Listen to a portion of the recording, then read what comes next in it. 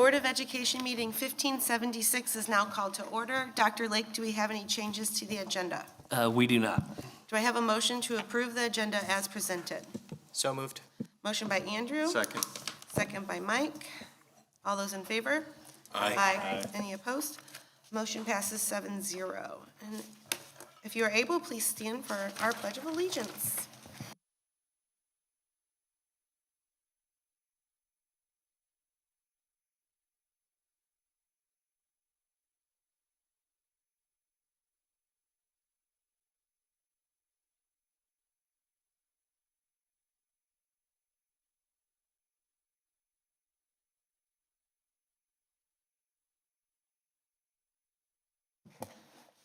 Unfortunately, our ECA guests were unable to make tonight's meeting, and so we have invited them to join us in July. And I will now turn it over to Joelle Scheibel for our central office recognitions.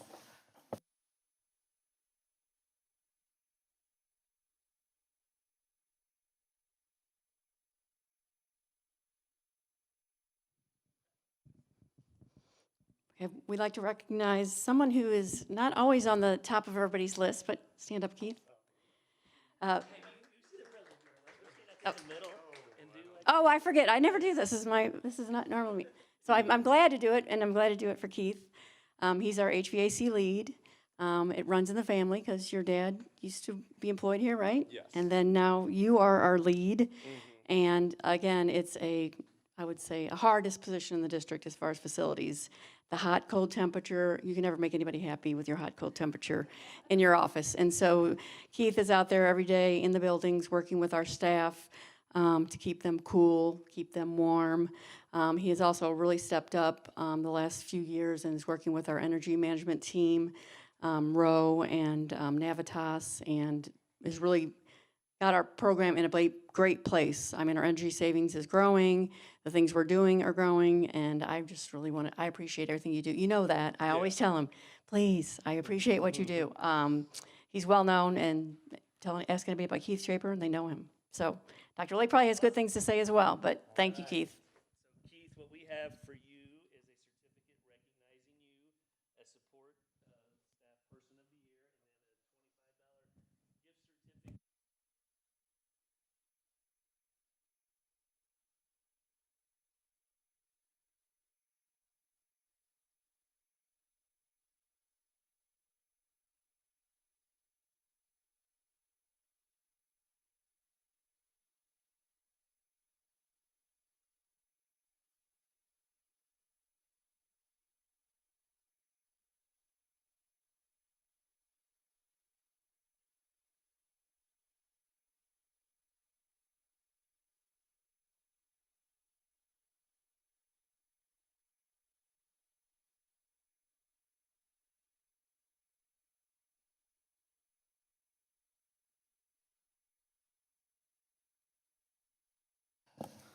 Okay, and if our recognized guests would like to leave before we start the business portion of the meeting, you are more than Have a welcome. good night. Thank you.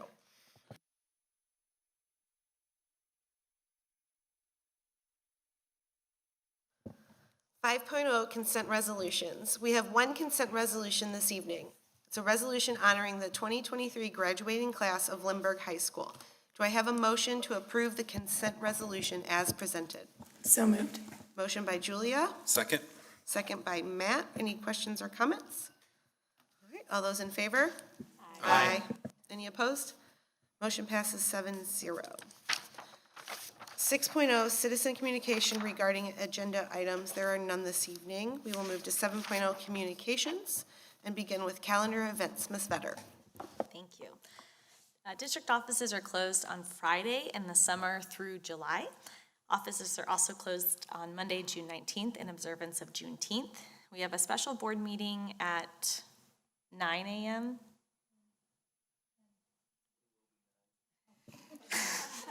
So it will be 9. Yes, Yes, okay, thank you. 9 o'clock. We have a special board meeting at 9 a.m. on Thursday, June 29th to go over the budget. The offices are closed on Tuesday, July 4th in observance of Independence Day. And then we're back here on Thursday, July 20th for board workshop at 4:30 and our regular Board of Education meeting at 7 p.m. Both are open to the public.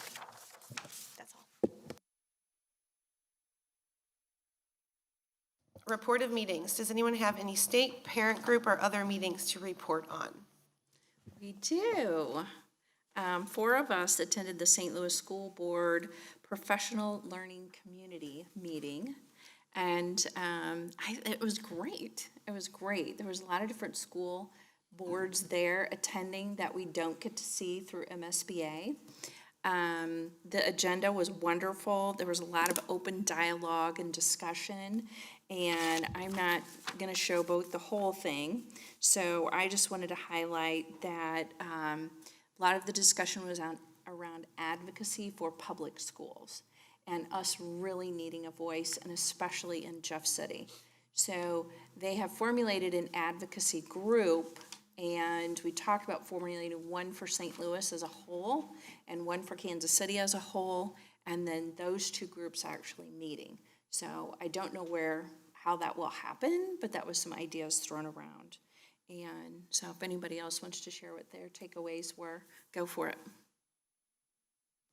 Yeah, you did a good job covering it. It was nice to meet with some of the other boards throughout the area and hear some of the stuff they're facing, some of the stuff they're dealing with, and make those connections. And I think there's a lot of opportunity for learning from one another in that space. So it's nice to have those connections. The message that I think resonated for me the most that all of us were talking about was this idea of thinking of the what, so what, now what. So gathering our information, really delving into it, and then acting on it, and just coming together as a community, not only within Lindbergh, but within the whole St. Louis region, to really make sure that we're doing what we can to support public schools and to support the education of students, because that's why we're here. So that's really what I felt like was a great takeaway from it. I think my biggest takeaway was the concern from every district there at all the legislation that has come down in such a flurry. And it feels a little bit like local control is under attack. And so that was the, I think, overarching theme of pretty much every discussion that we had. It was a very good meeting. It was nice to meet other people and hear how their districts are handling things.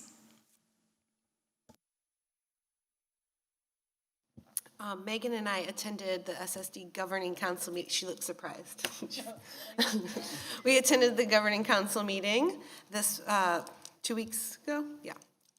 And, well, it was almost 2 weeks ago because it was a Monday. So they kind of did a review of their CSIP and kind of gave updates on where they are in the process of meeting those goals. They went over the proposed budget for next year and requested approval and received it. We held a special election for Subdistrict 1 for one of their Board of Education members.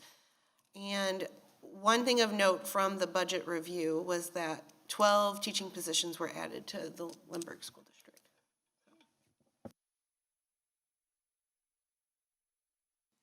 Anyone else? All right, we'll move to 7.03 announcements. Yes, we have our board advisory committees are coming back around. So thank you to all the members who have served on one of those board advisory committees over the past 2 years.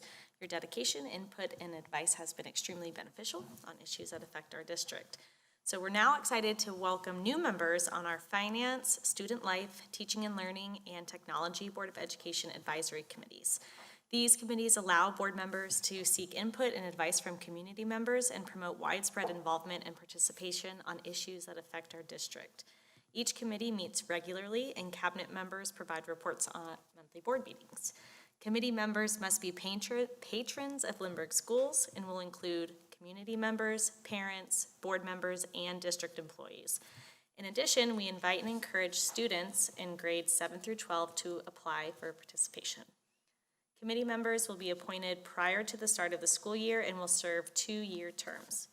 Applications were emailed to all Lindbergh families earlier today, and new members will be notified this summer. And so if you did not receive an email and are interested, please contact someone at the district.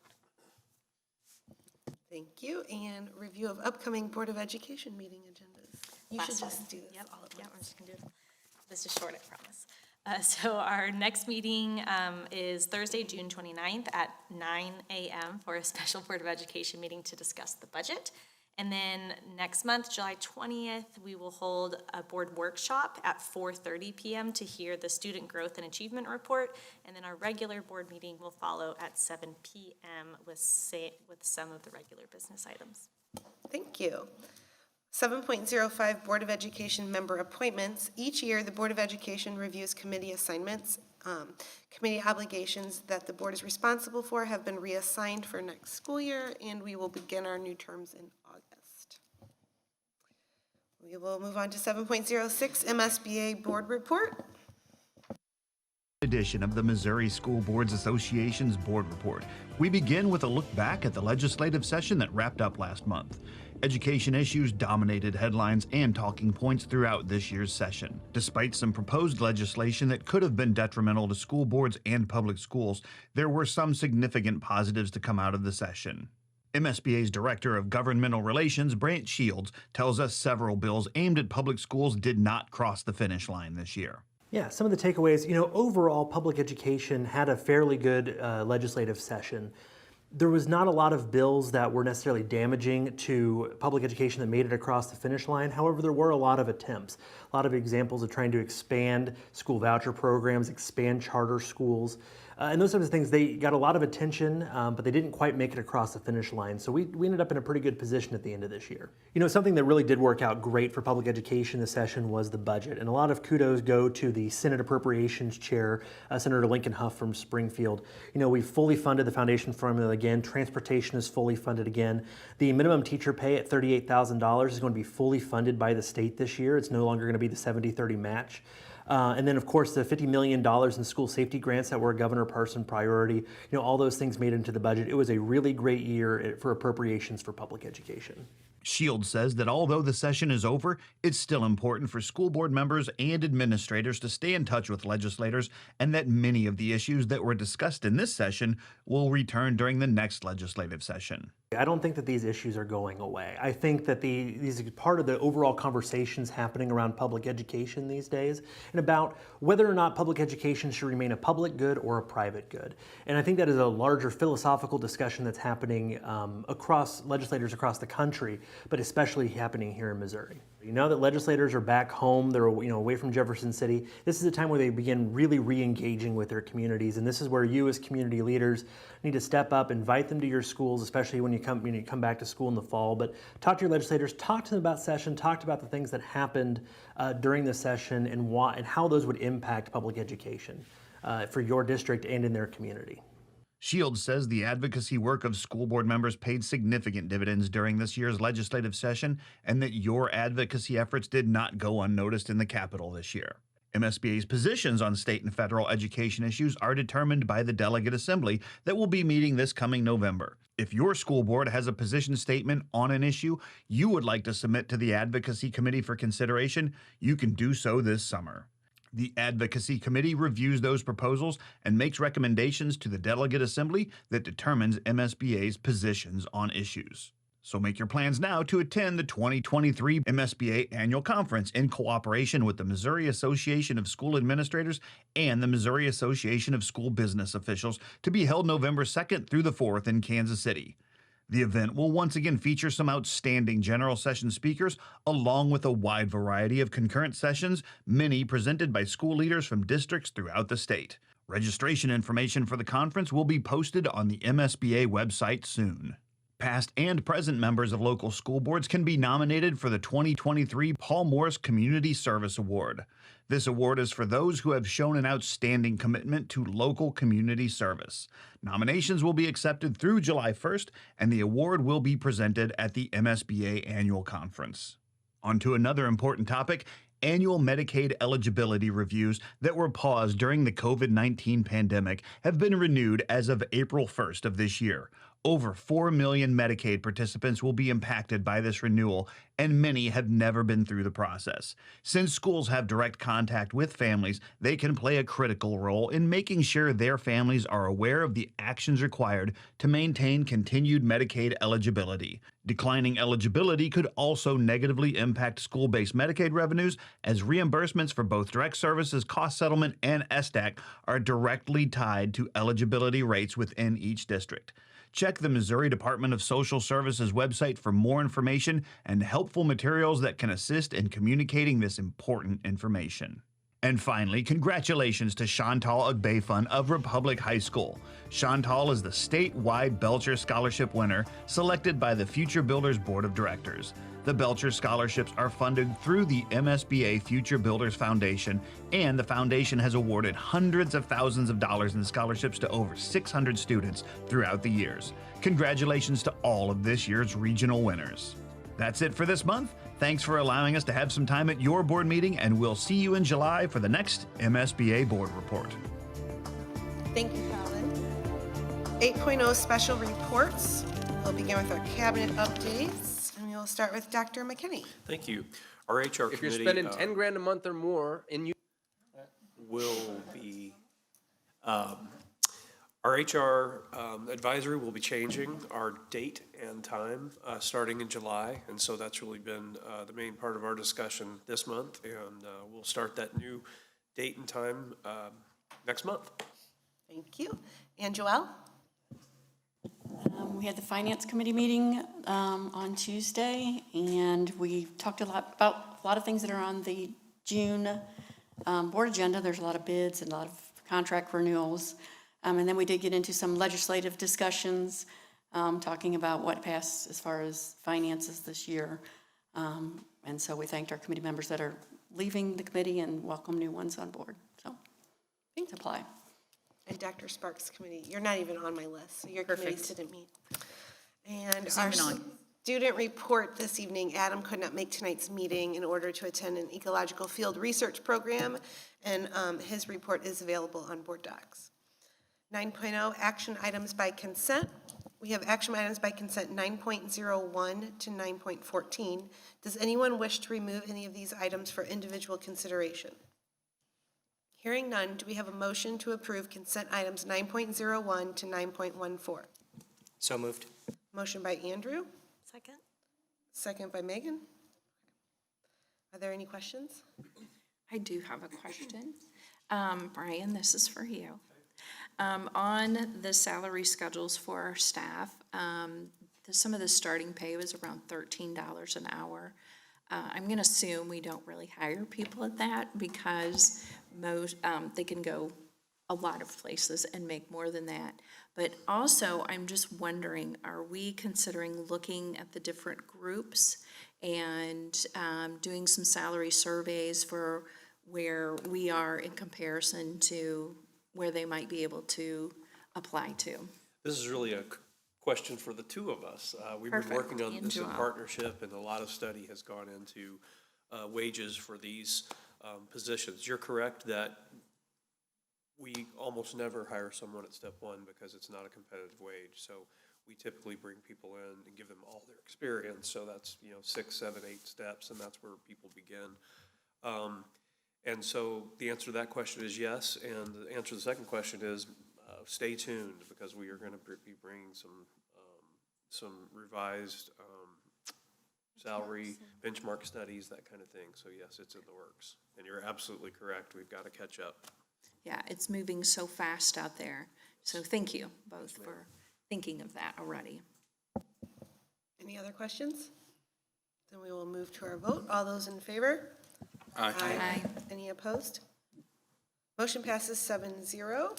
10.0 individual action items. We have 2 this evening. We will start with 10.01 Southwest Food Service Excellent SFE contract renewal. Do I have a motion to approve the renewal of the SFE food service contract for the 2023-2024 school year as presented? So moved. Motion by Megan, second. second by Matt. All right, and Joelle?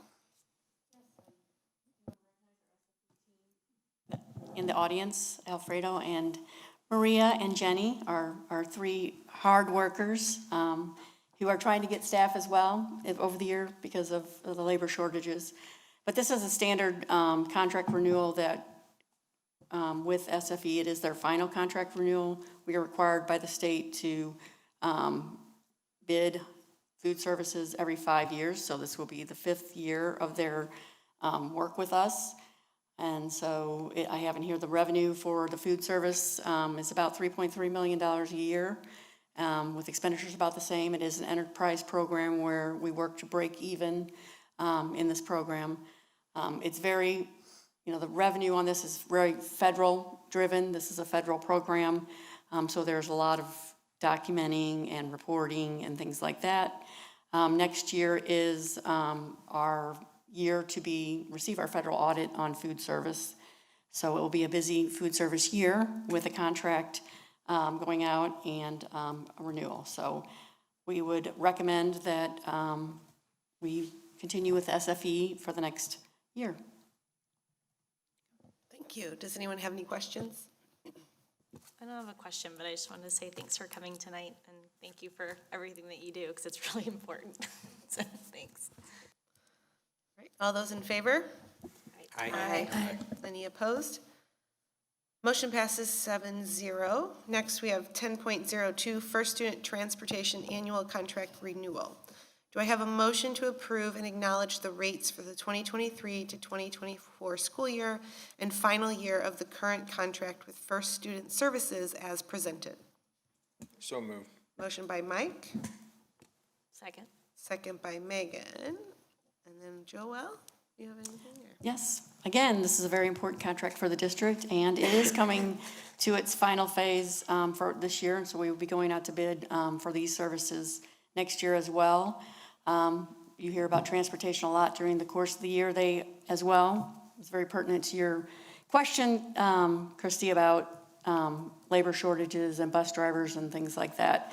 So the next contract will be interesting because it's a new world, I guess, since we issued this contract last time with the way the labor market is. So First Student is being recommended again for next year, and this is about another $3 million program for the district. And we are funded by the state, and as you heard from MSBA, that we are now being funded accordingly. The last couple of years have been the first time that transportation has been fully funded for schools, and we welcome that because prior we were getting about 10% of our expenditures back from the state. So I recommend First Student again. Any questions? Hearing none, we'll move to our vote. All those in favor? Aye. Any opposed? Motion passes 7-0. 11.01 for the record, we have one this evening. 11.0101, Compass Plan Continuous School Improvement. This item is informational only, and please reach out to a cabinet member with any questions.